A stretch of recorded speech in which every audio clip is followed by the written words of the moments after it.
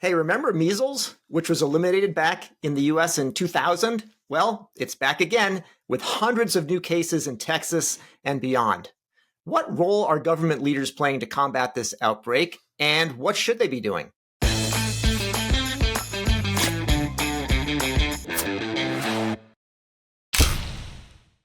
Welcome to CareTalk, America's home for incisive debate about healthcare business and policy. I'm David Williams, president of Health Business Group.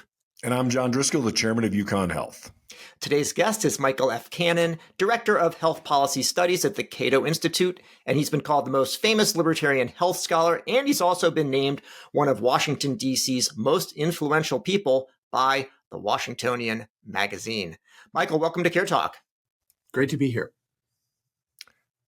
So, Michael, how are you feeling about the state of libertarianism in America right now in this odd circumstance, in which case we've got a government that's conservative? And before we get into the healthcare policy piece, maybe talk a little bit about what Cato and libertarianism means, and then we can just maybe talk about what your view of that is, and then get into measles and our interesting, somewhat quixotic approaches to health policy. Sure. So the Cato Institute is a libertarian think tank in Washington, D.C. We've been around since 1977, started in San Francisco, moved to D.C. in the early 80s. And when we say libertarian, what we mean is really simply that we think you should be able to live your life however you want, so long as you respect the equal rights of others to do the same. This doesn't sound controversial at all. It sounds very, egalitarian and respectful of other people and how everyone should strive to live their lives. But here in Washington, D.C., that is an extremely controversial political philosophy, because here in Washington, D.C., we seem to attract all of the paternalists who want to be able to take your money and take your freedom and tell you how to live your life in accordance with their values rather than yours. And so we have two tribes in Washington, two political tribes around the country. One is the Republicans, the other is the Democrats. You said that we have a conservative administration. It's sort of not or changed what conservative means, I think. And when each party takes power in Washington, we get the government trying to run your life in different ways than it did before, but neither of them ever, and they succeed, generally speaking, in trying to chip away at your freedom. And it's rare that we see some gains for freedom, especially not the rolling back of any incursions on your ability to make those choices about your own life. But what we try to do at the Cato Institute is always provide a consistent voice for that philosophy that I explained as one of individual freedom, where you get to live your life however you want, as long as you're not violating other people's rights, and do that regardless, provide that perspective regardless of who's in power. And so if I'm famous for anything, it's for the role I played in getting states not to enact or implement the Affordable Care Act and trying to beat back Obamacare and so forth. I did that during Democratic administrations and Republican administrations, but I've also criticized Republican administrations for implementing the Medicare Part D prescription drug benefit, for increasing spending on Medicare Advantage, because these things expand government at the expense of people's freedom. And now I find myself, with the second Trump administration and the most paternalistic, pro-regulation, and maybe even or ascientific Secretary of Health and Human Services that we've ever had in this country, criticizing a Republican administration again for its decisions in various when it comes to public health and in various areas. But in all, throughout it all, we try to provide that consistent voice for individual liberty. So, Michael, it sounds like it's been difficult to get more freedom for individuals, but measles seems to have an opportunity to run free at the moment after being caged up for a while. What's the current state of the measles outbreak in the U.S.? So last I checked, an outbreak that began in Gaines County, Texas, had sickened more than 200 people, or at least there are more than 200 cases, and measles is so contagious that we have to assume that it has infected hundreds more, and it has led to 2 deaths: one of an adult who had not vaccinated, and one of a 6-year-old child who had not vaccinated against measles. And this was a lot. This happened in an area of Texas where there's a lot of vaccine hesitance that you can see in numbers such as the following. There's one school district in Gaines County, Texas, where the share of children who had secured an exemption from vaccination for reasons of conscience or religious reasons was, you'll often see, usually it's in the low single digits. In some areas, it might reach the double digits, 12, 13%. In this one school district, it had reached almost 48%. So almost half of the students in the government schools were not vaccinating in this one district. And the numbers we don't have data on the number of homeschooled kids who are not vaccinated, but homeschooling is pretty prevalent out there. And we have to assume that comparable shares of homeschooled kids were not vaccinating. In that sort of an environment where you have that much vaccine hesitance, people who have not vaccinated against measles, it's going to spread like wildfire. It's a highly contagious disease. Highly contagious, and then in herd immunity, which is the way most people think about the way vaccines are successful. In this particular disease, you've got to hit 80 to 90% vaccination rate in order to actually be protective of the population. So I guess that naturally leads me, Michael, to how do you balance the respect for individual choice? I mean, America was based on freedom, and to your point, both administrations pick the freedoms they want to protect and picks and then chase the ones they want to restrict. I think that's there's plenty of cases of that. But America was based on the pursuit of individual choice, freedom, and independence. How do you balance that from a Cato perspective with the need to protect the population? How do you think about that from a policy perspective as well as a rights perspective? So I think answering that question requires beginning with, what do we mean by freedom, and what do we mean by rights, and protecting these things? When we talk about freedom, what we're talking about is the absence of any physical coercion by another human being. So we don't have other people telling us, using either fraud or force to overcome our will and coerce us to carry out their will. That's what we mean by freedom. And when we talk about rights, what we mean by rights is that we have a sphere of activity where it is wrong for someone else to introduce that sort of fraud or physical coercion in order to get us to behave the way that they want. And so what does it mean to protect these things when it comes to something like measles and public health? Well, measles, when we're talking about a dangerous and contagious disease, a virus or a bacterium, some of these little buggers can be as deadly as a bullet or a blade. Smallpox had an infection fatality rate of 30% before we eradicated it from the planet. And measles has a much smaller infection fatality rate, but it can be, it's still a pretty violent bug, because it can cause a lot of pain. It can cause brain swelling. There are other complications that other than death, but it does result in death in some small percentage of cases, and in a couple of cases now in Texas.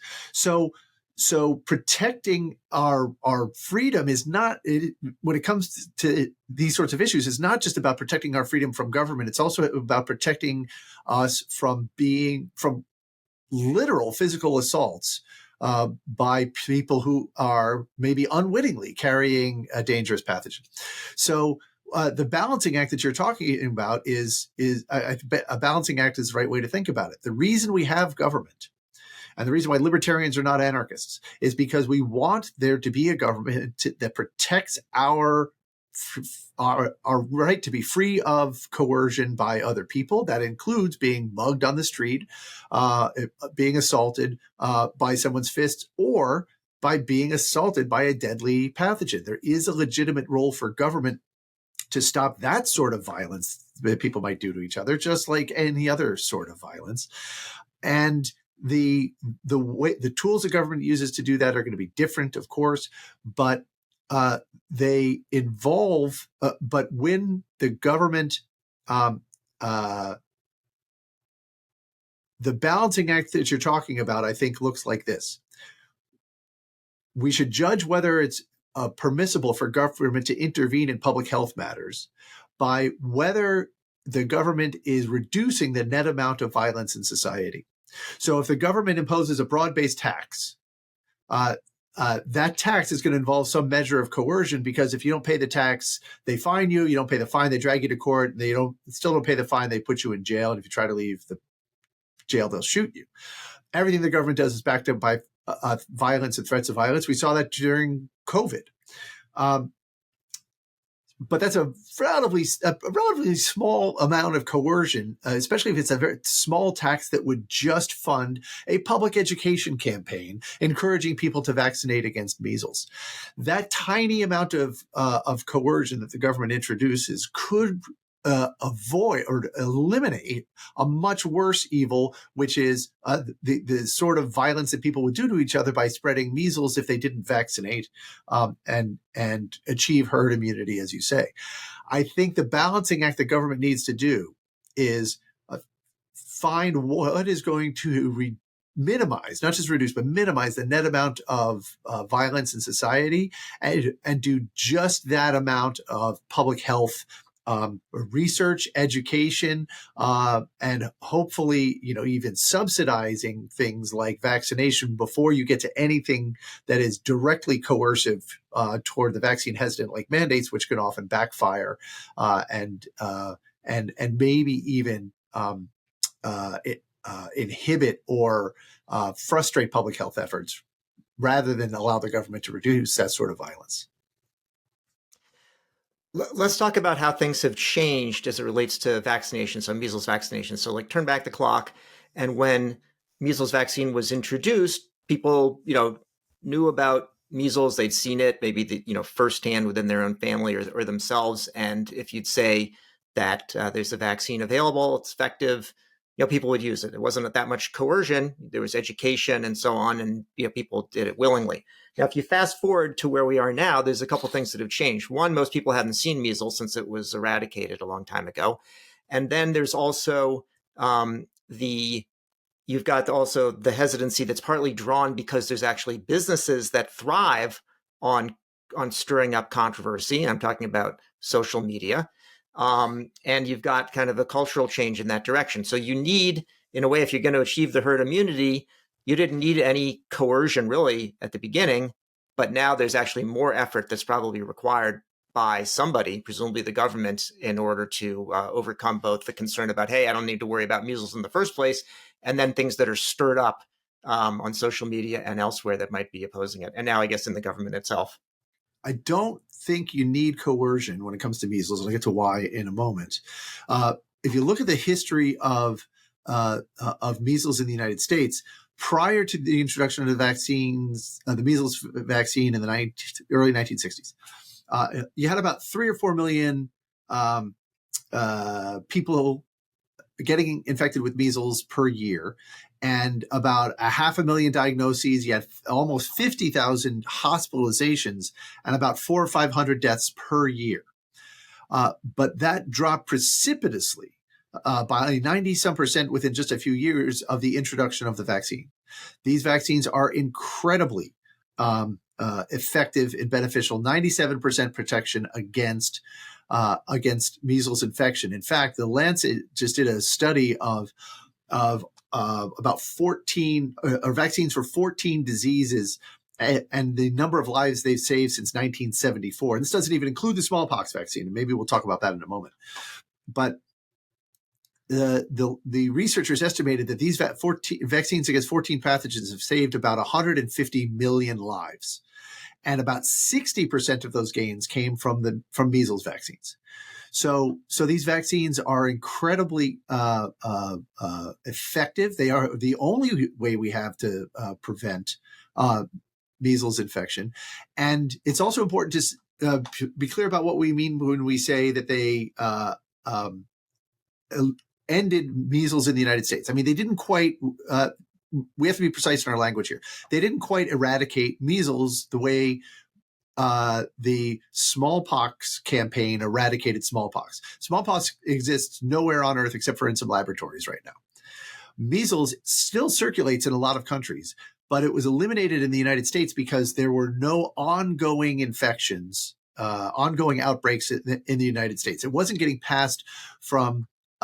It wasn't. It was no longer constantly present in the United States. It only ever there were only ever outbreaks if someone traveled to another country and brought it to the United States. I want to just push that on that because you're raising a really interesting balancing point on rights. It's encouraging that your description of rights and responsibilities, you raised a lot of interesting points, but there was actually an outbreak in the Philadelphia school system about 20 years ago when the city of Philadelphia permitted within a subset of the school system a pretty substantial amount of religious exemptions. Vaccine hesitancy, fear of institutions is a common issue around the world, but that sort of emerged as a trend briefly in the Philadelphia school system where they backed off of mandatory vaccines. They had an outbreak.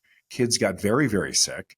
And the only way they reversed it was by enforcing the mandate that in order to go to public school, you really had to be vaccinated.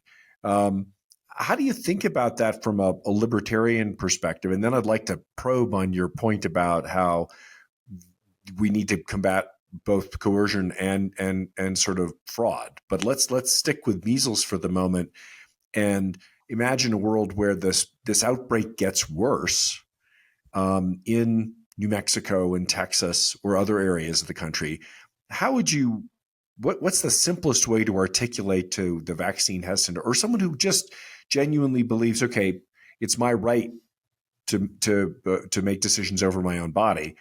What's the simplest way to make the argument that government or public health authorities should enforce some element of a mandate?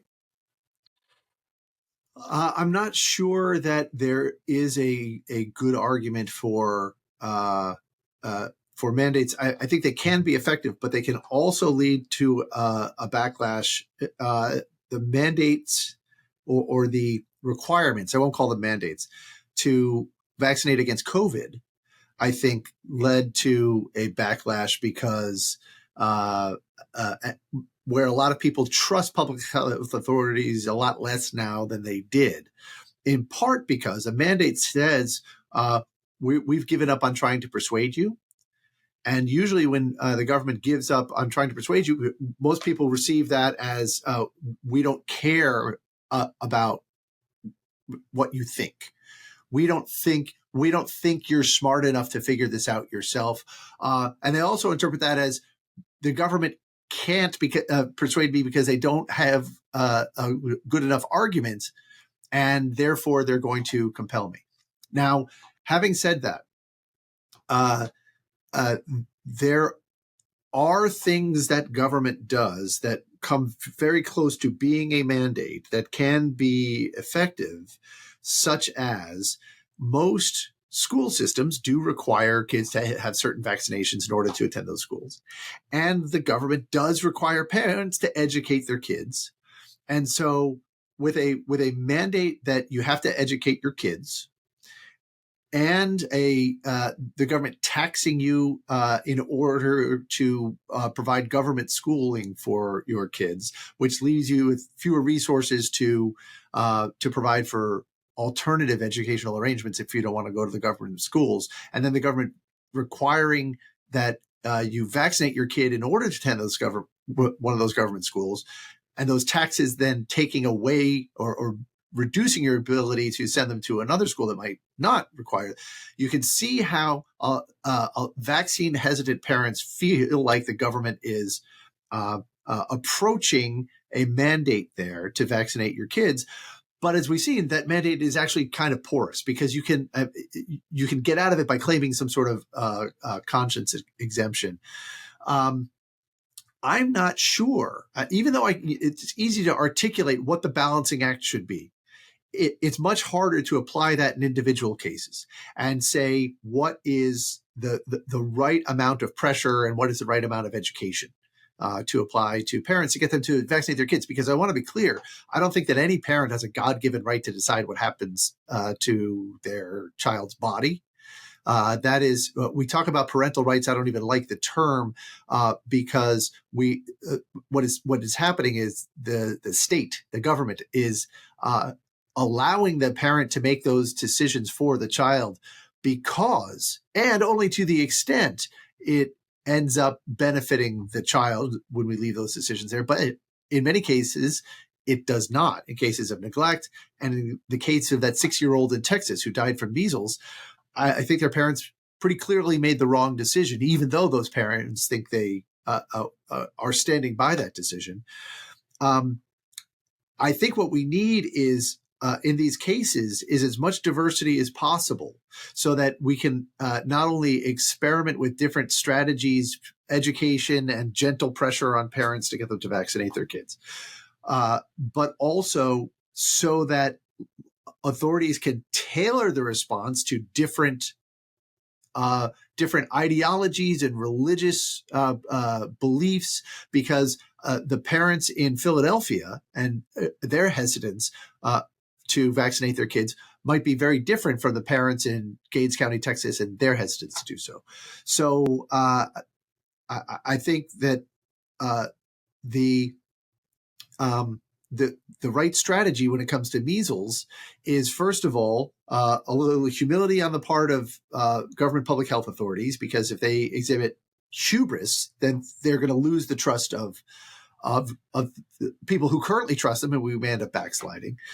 And then try as many diverse approaches as possible, relying first and foremost on education. And being innovative in as much as we can in our efforts to persuade people to vaccinate their kids, and only then, after we've tried everything we can there, trying to use some form of state pressure in order to see if we can get even more parents to vaccinate their kids. And it's not clear that that's going to work. If the conscientious exemptions from vaccine requirements for public schools were not as permissive as they are, there might be a backlash. We don't know until we see states or even localities trying to tighten those exemptions. We mentioned, Michael, you brought up the idea of fraud being an issue. Can you talk about how that comes into play? Fraud, I can't remember how I brought up fraud. I think the way you were bringing it is that you have that individuals have a right against coercion and fraud. Right. Oh, so yeah. I mean, it would be wrong for the government to lie to you to get you to. Well, I should say, in most circumstances, I hope there's not an exception there. It would be wrong to get the government to lie to you. Well, think about it. What if, let's take a hypothetical scenario, the worst disease that I usually talk about when it comes to these issues is smallpox. What if there's one guy roving through a town? He has active smallpox. He's contagious. 1/3 of the people that he infects are going to die. Would it be morally permissible for the government to hold that person down and forcibly vaccinate him if it was going to do him no harm other than overcome his will? Like, it's not going to cause him any physical health or inject him with someone that at that point would make him no longer contagious. I think you could make a good case that it would be morally defensible to do that if there were no other harm to him than violating his autonomy, because you're basically defusing a bomb that would kill a lot of people and cause a lot more violence than what you would be doing to him. regardless of whether you think that would be morally permissible, it would. I think it is an even easier case to say to this person, to lie to this person and say, this injection is not that vaccine or whatever you think it is. It is something else. It is a muscle relaxer or what have you. Cortisol. That might be more. I think it's an easier case that's morally defensible, even if, and I think this is a crucial part that a crucial piece that most public health officials ignore at their peril. Even if we think about what are the consequences of adopting a rule that says it would be okay for the government to lie as a way to overcome your reluctance to vaccinate. Because remember, we have to think about not just what will happen in the instant case, and what are the outcomes in the instant case where we've diffused the bomb and that third of people are not going to die. We have to think about what's going to happen in all similar cases, or what's going to happen in the future once you give the government this power. And if you came up with a rule that said it was okay for the government to do that, and you cabin that, then I think you can make a good case that it would be okay, or it would not okay, but it would minimize the amount of violence now and in the future if the government were to take that step. But that would be morally permissible only after you've exhausted all of the other alternatives and so forth. And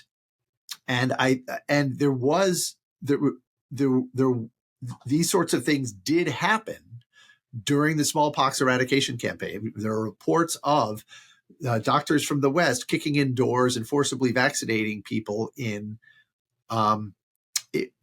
rural villages in Bangladesh and in India. And was each one of those episodes morally permissible? I'm not sure about each and every one of them. But let me give you this perspective on smallpox. The smallpox before eradication, in the 20th century, it killed about twice as many people as all wars of the 20th century combined. Yeah. I mean, it's a bomb. I mean, it really is a socially destructive. And disease. that is, as I described before, violence, inadvertent violence, but still violence that people were doing to each other by passing this disease around. The amount of money that it cost governments, mostly Western governments, the United States was the biggest donor country to the World Health Organization smallpox eradication campaign. The amount of money that it cost was like a few $100 million. It was almost nothing. And so if someone came to you and said, I got an idea for a government program, it involves a tax that is like less than 0.1% of current federal revenues or whatever. I mean, tiny, you wouldn't even notice it. And that for that price, we could, this government program would eradicate war. There would never be any more war. You might be glad to pay that tax. You might have call your representatives in Congress and ask them to vote for that program. That's basically what the smallpox eradication campaign did. The tax wasn't the only coercion involved. They're also kicking in doors in those remote villages and forcibly vaccinating some people.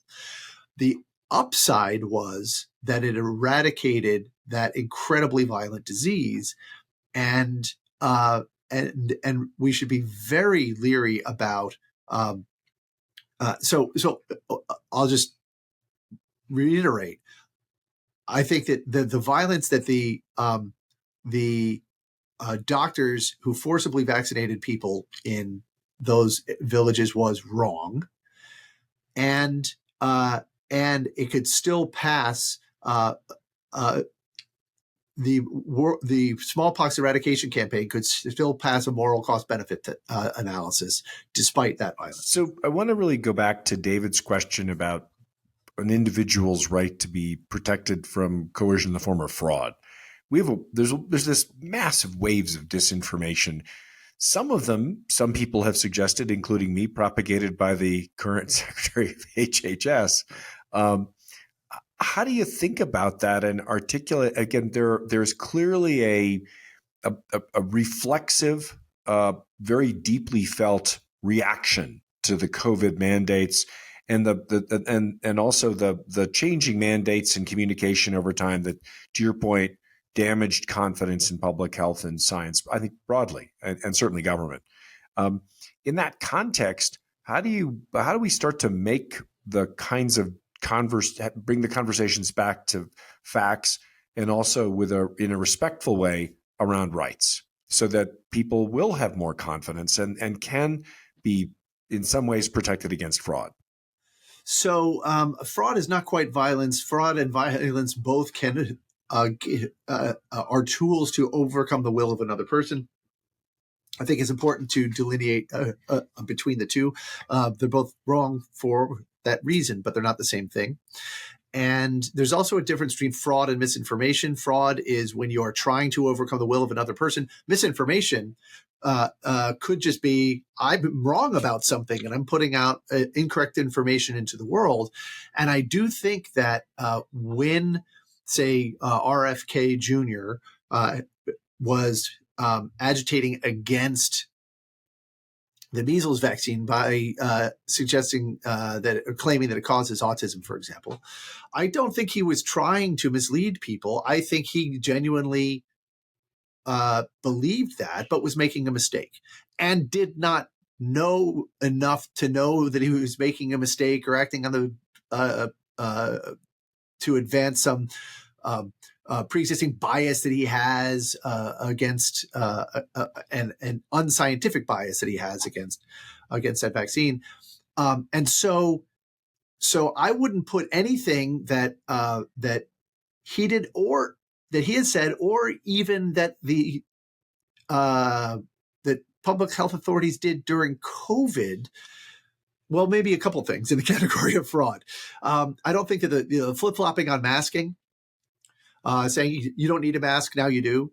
I don't think that was fraud. I think there's a more charitable explanation for that flip-flopping. The 2 weeks to stop the spread, Deborah Birx has pretty much admitted that she never really meant that. She wanted it to be more than 2 weeks, and I do think that was a fraud. Fraud or deception by public health officials is so corrosive because it helped to fuel a backlash that has stripped a lot of public health officials in the states of power that could be, I think, legitimate uses of government power to reduce the amount of violence in society.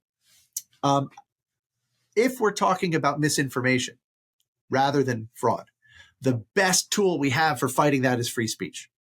The best tool we have for fighting that is an open marketplace of ideas where as Thomas Jefferson said, we're not free to tolerate any error so long as truth is left free to combat it. And that is true not only because it's the best way, it really is the best way to fight misinformation is with more information, better information. But also, if you try to suppress misinformation, then the people who currently believe that think, again, you can't win the argument on the merits, and so you're trying to shut down people who disagree with you, and that just hardens their opposition to your ideas and makes them commit to their mistakes more. And that's probably, that's probably true of me as well. If there are things that I believe that are false, and then someone tells me that you can't say those things, I'm going to double down on my false beliefs too. So maybe last question. In Jefferson's days, talking about the town square and looking at, newspapers, the idea was you could go out there and you could hear what people had to say, and, truth might win out. And I'm wondering how that's affected, if you think it is, by emergence of these sort of social media echo chambers where there's an algorithm that drives what you can have. So you think you're in a town square, but you're actually being affected by the algorithm. And then AI, which does some of the same things, but it can also, be a false bot or a deep fake. Are we in a position where it's hard to actually say, yeah, the truth is going to have that opportunity to win out because you can evaluate the information when in fact it's being manipulated, and not necessarily by the government? Well, I would say the technology is new, but the problems are the same. The technology is new because the information revolution has driven down dramatically the price of information and conveying information and gathering information, so much that that we've created these human-like computer programs that can go out there and create propaganda and mislead people and disinform people, not just misinform them, if that's what we want. But the problems are the same because, all right, there's always been fraudsters. There have always been fraudsters out there, people who are trying to mislead us in order to take our money or to get us to support particular political causes and candidates. What is the best way to combat those attempts at manipulation and fraud? And I think the best way to do that remains that we have to let people we have to drive out bad information with good information, drive out speech we don't like with speech that we do, and believe that the truth will prevail, not only because it's the truth, but because what's the alternative? Are we going to let the government decide who can speak and who cannot? Are we going to let the government decide what kind of new innovations people could put on the marketplace? Because to the extent the government has the power to do those things, it will use that power in order to protect itself from the truth. And that is a very dangerous power to give the government. And I think we saw a little bit of that in COVID, the way that the government was pressuring social media companies to suppress certain information. I think that has, I don't think that helped. I don't think that made people believe public health officials anymore. I think it made it caused people to believe them even less, and inhibited the pursuit of accurate information. So I think that the problems are still the same. If there is you don't want to give the government the power to suppress the free flow of information, except in very limited cases where there's actual fraud and people are trying to overcome your will, as I say. And other than that, you want people to be able to speak as freely as possible, because then that the frustrations that you and I would have in that sort of environment, like, well, I'm looking at it on my social media. How do I know this is a real human being? And how do I know it's a bot?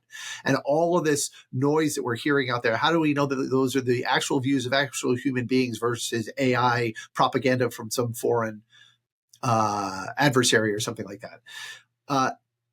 That uncertainty on our part is what economists call demand for some sort of something that will help us filter out what is true from what is not.